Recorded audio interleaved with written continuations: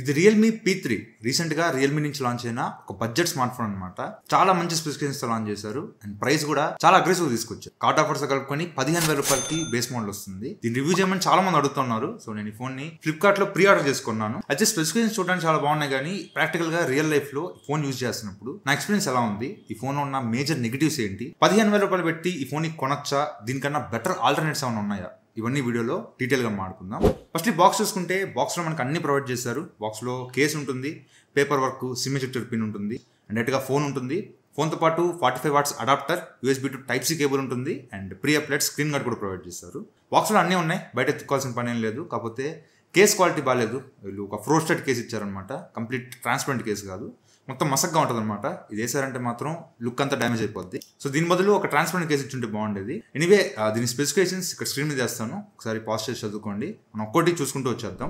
ఇది మొత్తం 3 కలర్స్ లో వస్తుంది. నా దగ్గర ఉండేది స్పేస్ సిల్వర్ కలర్. ఇది కంప్లీట్ ప్లాస్టిక్ బాడీతో వస్తుంది. కంప్లీట్ చుట్టూ ప్లాస్టిక్ ఫ్రేమ్ ఉంటుంది. ఫోన్ ఇన్ హ్యాండ్ ఫీల్ చాలా బాగుంది, చాలా లైట్ వెయిట్ ఉంది. 6000 mAh బ్యాటరీ లాగా అనిపించట్లా, చాలా లైట్ వెయిట్ ఉంది. జస్ట్ 196 grams వెయిట్ ఉంది.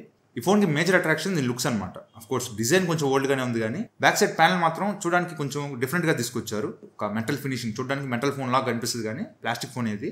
చూడడానికి లుక్స్ అయితే చాలా బాగున్నాయి. అండ్ ఇది హైబ్రిడ్ సిమ్ స్లాట్ తో వస్తుంది. ఎట్ అ టైం 2 సిమ్ కార్డులు కానీ, ఒక సిమ్ కార్డు, ఒక మెమరీ కార్డు కానీ వేసుకోవచ్చు. అండ్ డిస్ప్లే ఇది 6.67 inches full HD plus AMOLED డిస్ప్లేతో వస్తుంది. 120Hz రిఫ్రెష్ రేట్ సపోర్ట్ చేస్తుంది.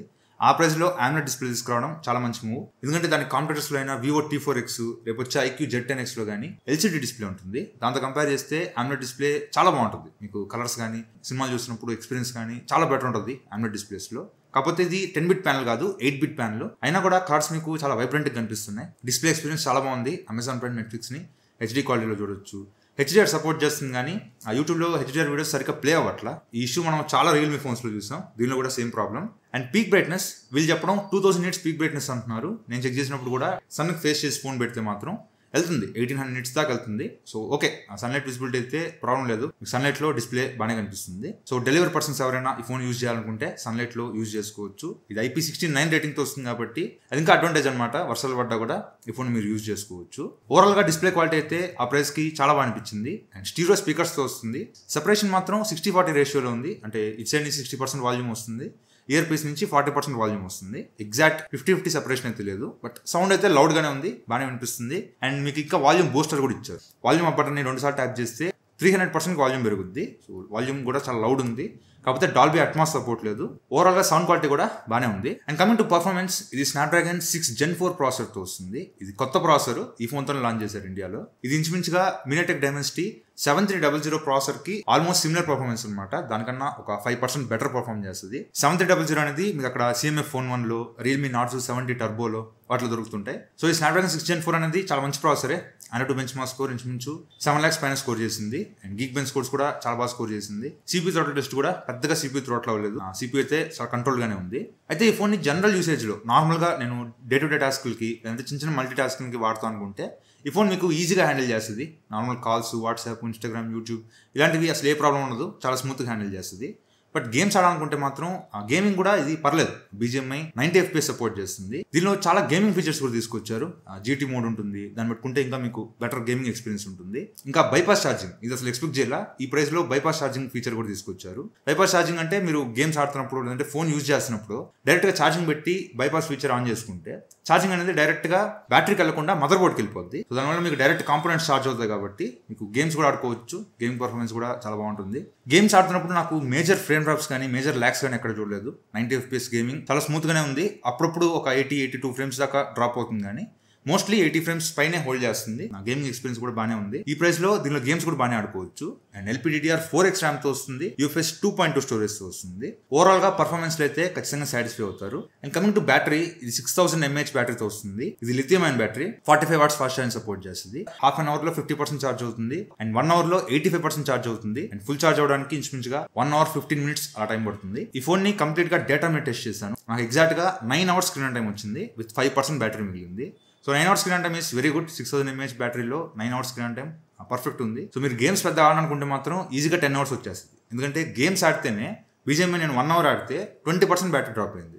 అదొకరు ఆడకుండా ఉంటే నాకు ఇంకా ఒక 1 hour ఎక్స్ట్రా బ్యాటరీ వచ్చేది ఈజీగా. సో గేమ్స్ పెద్దగా ఆడను అనుకుంటే ఒక 10 hours పైనే మీరు బ్యాటరీ లైఫ్ ఎక్స్పెక్ట్ చేయొచ్చు. లేదు నేను గేమ్స్ కూడా ఆడతా అనుకుంటే గంటలో 20% బ్యాటరీ డ్రాప్ అవుద్ది. బ్యాటరీ పర్ఫార్మెన్స్ అయితే చాలా బాగుంది, ఎక్కడ బ్యాటరీలో మేజర్ డ్రాప్స్ చూడలేదు, స్టేబుల్ గా ఉంది. And coming to cameras, back side 50 MP main camera ఉంటుంది అండ్ 2 MP డెప్త్ సెన్సార్ ఉంటుంది. ఈ మెయిన్ కెమెరా ఏ సెన్సార్ అనేది ఎక్కడ మెన్షన్ చేయలేదు అండ్ దీనికి ఆప్టికల్ ఇమేజ్ స్టెబిలైజేషన్ కూడా సపోర్ట్ లేదు, just EIS electronic image stabilization మాత్రమే ఉంది. అండ్ ఫ్రంట్ 16 MP కెమెరాతో వస్తుంది. సో మంచి లైటింగ్ ఉన్నప్పుడు డే లైట్ లో ఫొటోస్ కానివ్వండి, పోర్ట్రేట్ షాట్స్ కానివ్వండి చాలా బాగా వస్తున్నాయి.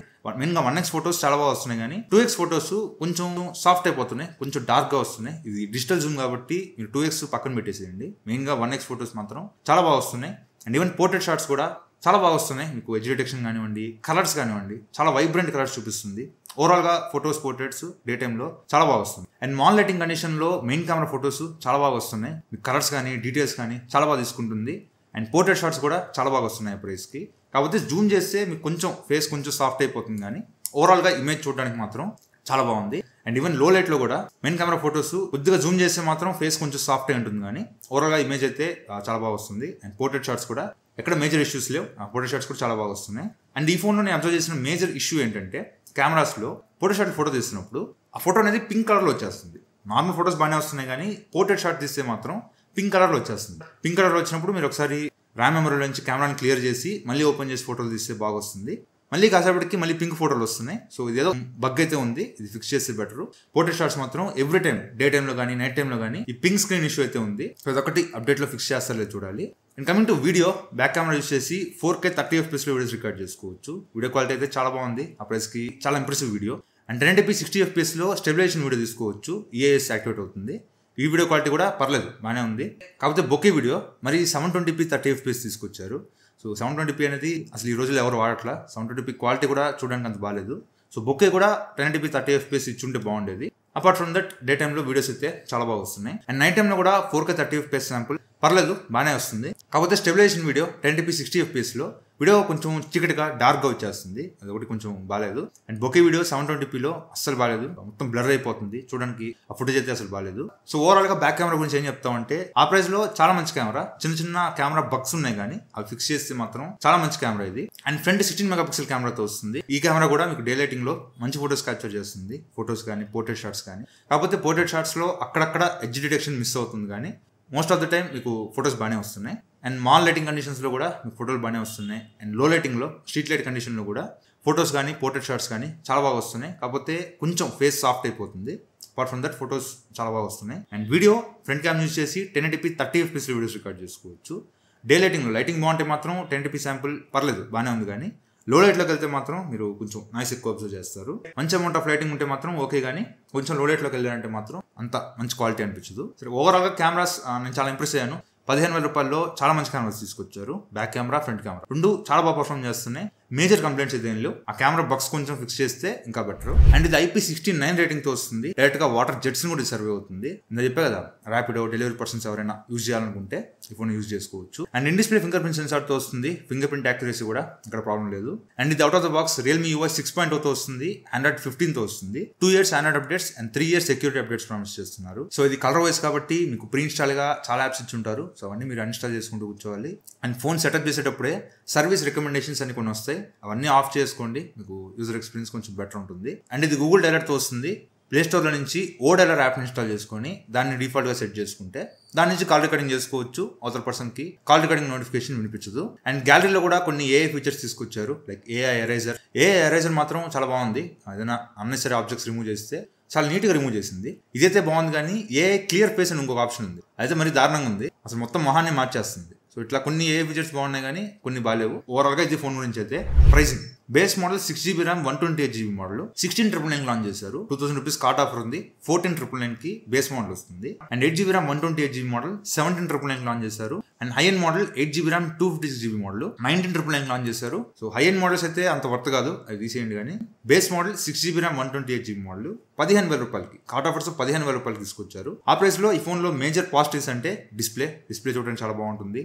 పర్ఫార్మెన్స్ ఆ ప్రైస్ లో చాలా మంచి పర్ఫార్మెన్స్. కెమెరాస్ కూడా చాలా వరకు ఇంప్రెస్ చేసింది అండ్ బ్యాటరీ లైఫ్ కూడా బాగానే ఉంది. ఫోన్ లో ఉన్న 4 మెయిన్ పిల్లర్స్ అన్ని బాగున్నాయి అనమాట ఈ ఫోన్ లో. అండ్ IP రేటింగ్ కూడా IP69 రేటింగ్ తో వస్తుంది. అన్ని బాగున్నాయి ఈ ఫోన్ లో. నెగిటివ్స్ అంటే కొన్ని కెమెరా బగ్స్ ఉన్నాయి, అవి మోస్ట్లీ అప్డేట్ లో ఫిక్స్ చేయొచ్చు, చూద్దాం. అపార్ట్ ఫ్రమ్ దట్ ఈ ఫోన్ లో అయితే మేజర్ కంప్లైంట్స్ అయితే ఏం లేవు. ఆ ప్రైస్ లో చాలా మంచి ఫోన్ ఇది. కాకపోతే దీనికి డైరెక్ట్ కాంపిటీషన్ CMF Phone 1 వస్తుంది. దాని కూడా ఆండ్రాయిడ్ డిస్ప్లే ఉంటుంది. దాని కూడా ఇంచుమించు సిమిలర్ ప్రాసెసర్ Dimensity 7300 ప్రాసెసర్ ఉంటుంది. సో ఒకవేళ మీకు కావాలంటే ఆ ఫోన్ తో కంపేర్ చేయమంటే చేస్తాను. జస్ట్ కామెంట్ చేయండి, CMF ఫోన్ తో కంపేర్ చేయమంటే తీసుకొస్తా. లేదంటే 15,000లో ఈ ఫోన్ చాలా మంచి ఆప్షన్, ఖచ్చితంగా తీసుకోవచ్చు. సో ఇది వాటి వీడియో అయితే. ఈ వీడియో మీ నచ్చితే లైక్ చేయండి, షేర్ చేయండి, కామెంట్ చేయండి. ఛానల్ సబ్స్క్రైబ్ చేసి మాత్రం మర్చిపోకండి. Thank you friends watching. Bye, Jai Hind.